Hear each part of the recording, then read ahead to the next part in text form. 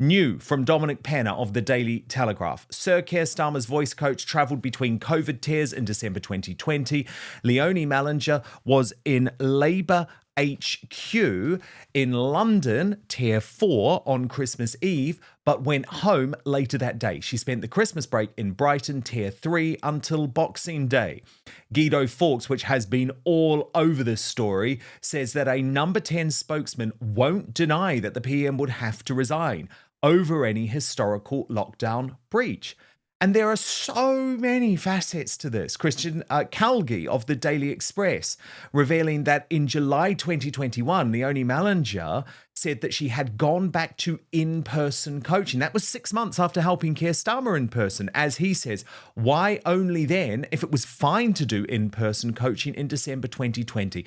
And let's be honest, we know it wasn't fine. We know Starmer broke the lockdown rules. He also did so with the Bear Gate and the Curry Gate in Durham. But the mainstream media simply do not want to put the question to him because the only person they cared about breaking lockdown rules was Boris Johnson.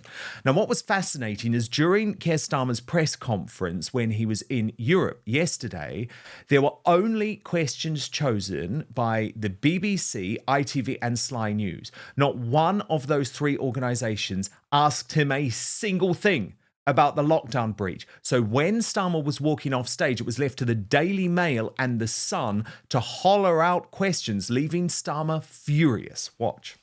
The front. Thank you very much. All right, that's all we have time for. Thank you. Of course not. Was your voice coach definitely a key word?